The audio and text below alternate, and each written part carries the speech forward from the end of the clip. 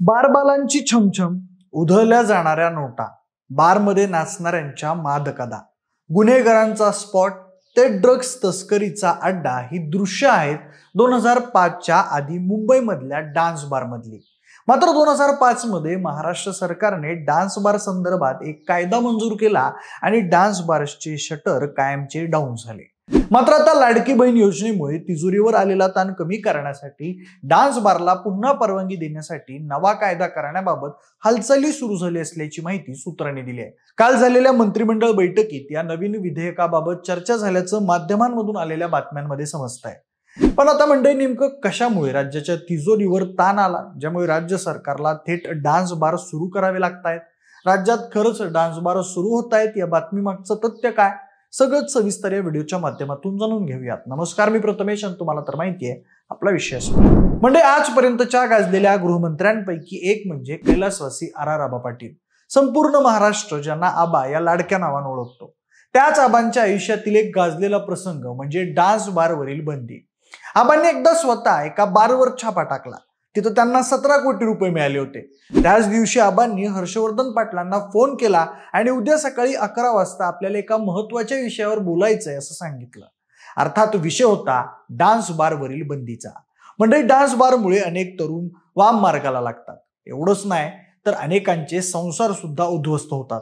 अनेकांनी जमिनी विकून त्यातून आलेला पैसा बारमध्ये बारबालांवर उधळला, स्वतःचा संसार आणि आयुष्य उद्ध्वस्त करून घेतलं।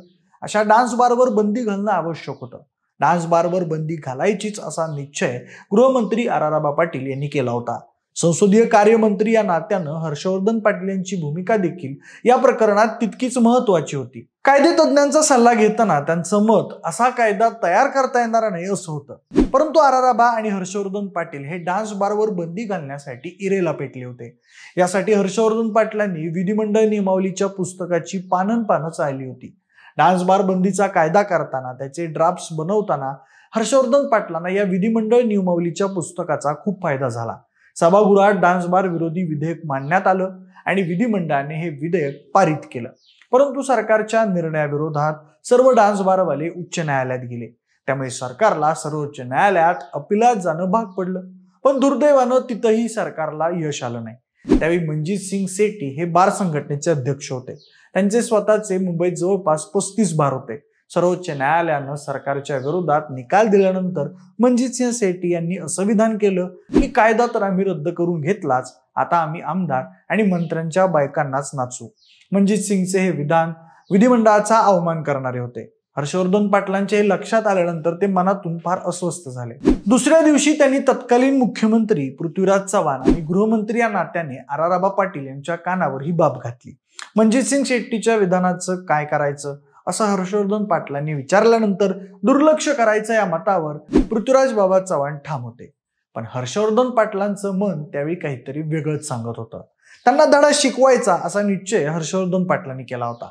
हर्षवर्धन पाटलांना साथ लाभली ती आबा पाटलांची। हर्षवर्धन पाटील यांनी हक्कभंगाचा ड्राफ्ट लिहून भाजपच्या आमदारांना दिला आणि हा ड्राफ्ट विधिमंडळात ठेवून तो सर्वानुमते मंजूर करत हक्कभंग प्रस्ताव समितीचे अध्यक्ष स्वर्गीय चंद्रकांत छाचेड यांना पाठवला। त्यांनाही सांगितलं की या ठरावाचा निर्णय फक्त 2च सुनावणीमध्ये द्यायचा आहे, तिसऱ्या सुनावणीला निकाल द्यायचा।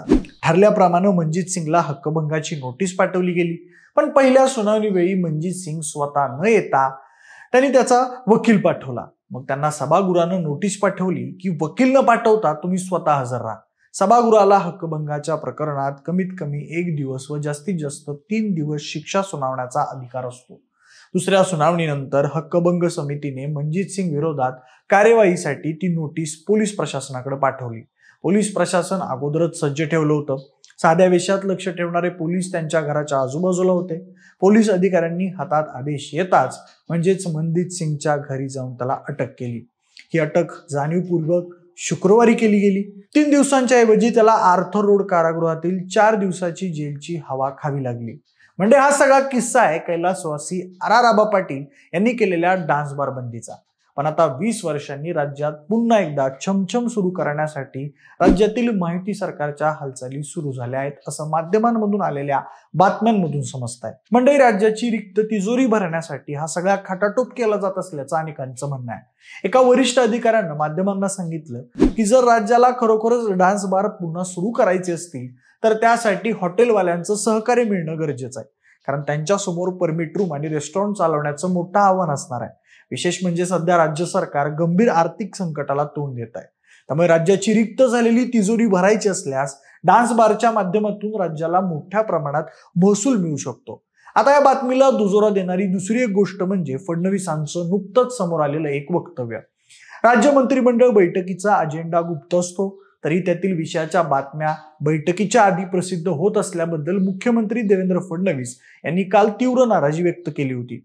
डान्स बार संबंधी एका विधेयकाचा विषय अजेंड्यावर होता, त्याबाबत काय निर्णय झाला असं मंत्रिमंडळ बैठकीनंतर पत्रकारांनी फडणवीस यांना विचारलं असता ते म्हणाले की मंत्रिमंडळ बैठक व्हायच्या आधी बैठकीच्या विषय पत्रिकेतील विषय छापणं ही चुकीची पद्धत आहे.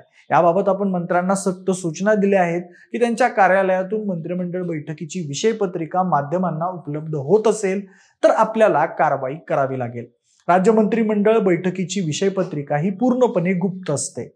आम्ही त्याचीच शपथ घेतलेली आहे. यात लपवण्यासारखं काही नाही, पण जे नियम आहेत ते आहेत, त्यामुळे नियम मोडू नका असं आवाहनही फडणवीसांनी केलं आहे. एकूणच त्यांच्या या वक्तव्यामधून या डान्स बारच्या विषयाला दुजोरा मिळतो आहे.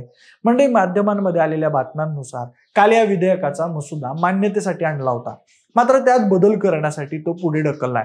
सुप्रीम कोर्टाच्या काही निकालाचा आधार घेत त्यात आवश्यक बदल घडवून हे विधेयक आणलं जाणार आहे अशी माहिती समोर येते. नवीन विधेयकातील तरतुदीनुसार डान्स फ्लोअरवर 4 पेक्षा अधिक डान्सर्सना परवानगी दिली जाणार नाही. डान्सर्स व कस्टमर्स यांच्यामध्ये 2 ते 3 मीटरचं अंतर ठेवलं जाईल. तसेच कस्टमर्सना डान्सरवर पैसे फेकता किंवा देता येणार नाही. कस्टमरना सिगरेट ओढता येणार नाही किंवा डान्स फ्लोअरवर जाता येणार नाही. तसेच डान्स बारमध्ये CCTV लावणं बंधनकारक आहे. माध्यमांच्या सूत्रांनी सांगितलं की ऑर्केस्ट्रा आणि डिस्को संयुक्तपणे परवानगीच्या प्रक्रियेत बदल करण्याचाही राज्यानं प्रस्ताव दिला आहे. कायद्याच्या मसुद्यावर काम करणाऱ्या समितीत डान्स बार चालकांच्या सदस्याला सामील होण्याची परवानगी असणार आहे. मंडळी, न्यायालयाच्या आदेशानंतरही राज्य सरकारनं 90च्या दशकात आणि 2000च्या सुरुवातीच्या काळात अत्यंत वादग्रस्त बनलेल्या डान्स बार संस्कृतीला परवानगी देण्यास नकार दिला होता. अनेक विनंत्या आणि कायदेशीर आव्हानांना सामोरं गेल्यानंतर राज्यानं हॉटेल्स, रेस्टॉरंट्स आणि बार रूम्समध्ये महाराष्ट्रातील अश्लील नृत्य प्रतिबंध आणि महिलांच्या प्रतिष्ठेचे संरक्षण 2016 कायदा लागू केला होता. 2019 मध्ये हॉटेल व्यावसायिकांच्या याचिकेवर सुनावणी करताना सर्वोच्च न्यायालयानं काही नियम आणि नियमांसह डान्स बारवर बंदी घालण्यासाठी कायदेशीर सुधारणा बाजूला ठेवल्या. भाजपच्या नेतृत्वाखालील तत्कालीन सरकारनं राज्य विधिमंडळात याबाबत सुधारित नियम मांडले होते, पण ते सर्वानुमते फेटाळण्यात आले होते. पण मंडळी, राज्य सरकारच्या या विधेयकाविरोधात राज्यामधून तीव्र प्रतिक्रिया समोर आलेल्या होत्या. राज्य सरकार डान्स बार संस्कृती पुन्हा आणत असल्यास राज्यातील संस्कृती वाचवण्यासाठी राज्यभरात आंदोलन करण्याचा इशारा आराराबा पाटील यांचे चिरंजीव आमदार रोहित पाटील यांनी दिला आहे. पण मंडळी, तुम्हाला नेमकं काय वाटतं? तिजोरीवर आलेला ताण टाळण्यासाठी अशा प्रकारे डान्स बार सुरू करणं योग्य आहे का? तुमची मतं आम्हाला कमेंट बॉक्समध्ये नक्की कळवा. जर हा व्हिडिओ आवडला असेल तर लाईक आणि शेअर करा. सोबतच आपल्या विशेषभर या YouTube चॅनलला देखील सबस्क्राईब करायला अजिबात विसरू नका. धन्यवाद.